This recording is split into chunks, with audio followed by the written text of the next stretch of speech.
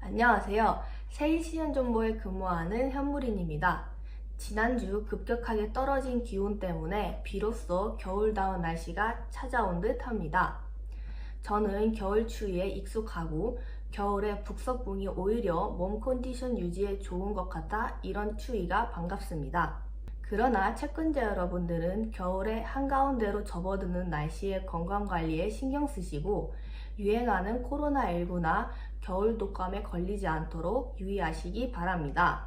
오늘은 채권자 여러분들이 채권관리 실무에서 간과하기 쉽고 바쁘다는 이유로 가장 많이 하는 실수 중 채권의 소멸시효 관리에 대해 이야기해 보도록 하겠습니다. 영상을 보시고 저희 채권 추심팀에 상담을 요청하는 많은 채권자분들께서 문의하시는 것 중 하나가 채권 소멸시효에 대한 내용입니다.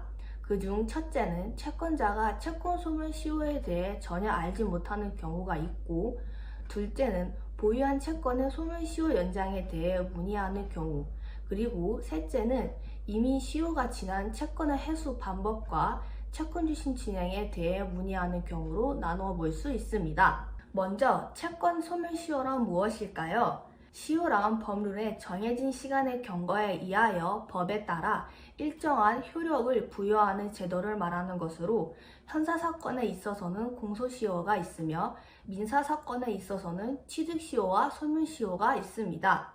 아시다시피 형사사건의 공소시효는 어떠한 위법 행위를 하였더라도 각각의 범죄 행위에 대한 공소기간이 지나면 그 범죄로 인해 당사자를 기소할 수 없는 것을 말합니다.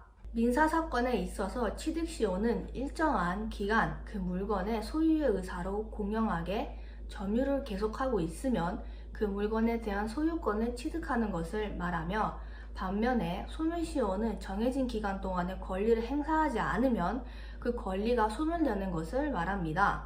채권의 소멸시효는 그 원인 관계가 무엇이냐에 따라 다른데, 즉 채권 원인 서류가 무엇이냐에 따라 시효가 달리 적용됩니다. 일반적으로 가장 많이 문의하시는 대부분의 상거래 채권은 3년이며 돈을 빌려주고 받은 차연증, 지불각서 등 금전거래는 10년, 산인들 간의 금전거래는 5년입니다.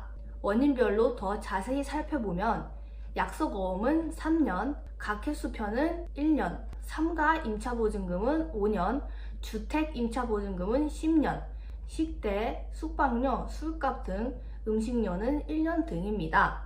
여기서 말하는 시효의 기산일은 채무 변제를 약속한 날의 다음 날부터 계산한 기한을 말하며, 만일 갚을 날을 정하지 않고 돈을 빌려주었을 경우에는 빌려준 다음 날부터 시효가 시작되고, 상거래 관계에 있어서는 마지막 거래일 다음 날부터가 시효 기산일입니다.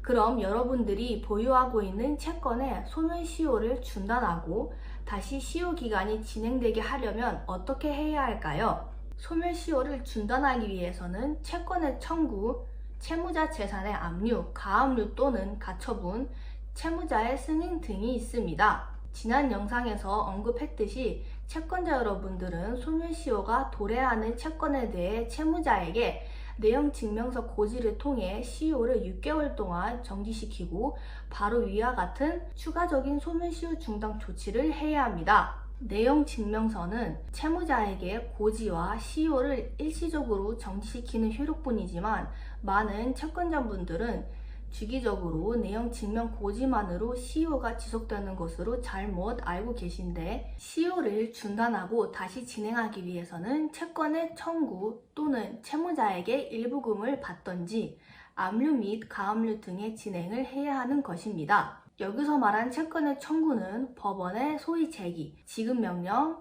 화해를 위한 소환 또는 의무 출석, 파산 절차에 참가, 경매 신청 등이 있으며, 재판회의 청구로는 위에서 말씀드린 채무자에게 하는 최고 또는 구술 등 내용 증명 고지를 통해야 하며 6개월 이내에 재판상에 청구를 해야 합니다. 이런 소멸시효는 민사소송에서 피고가 원고의 채권이 시효가 완성되었다는 주장을 하지 않는다면 시효가 완성되어 채권이 소멸하였더라도 채권자에게 채무를 이행해야 한다지만, 채권자 입장에서 보유한 채권의 시효 관리를 더욱 철저하게 할 필요가 있습니다.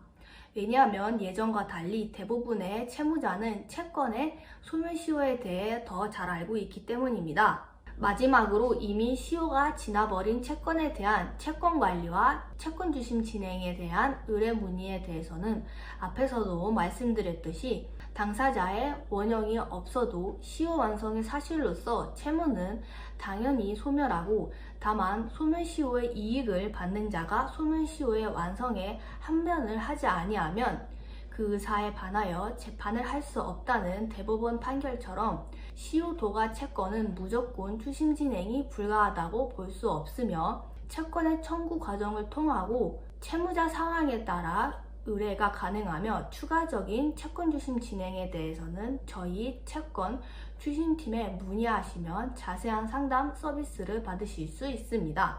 오늘 영상이 도움이 되셨다면 구독과 좋아요 부탁드립니다. 그럼 다음 영상에서 뵙겠습니다.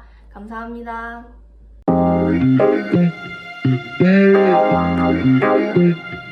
Yeah.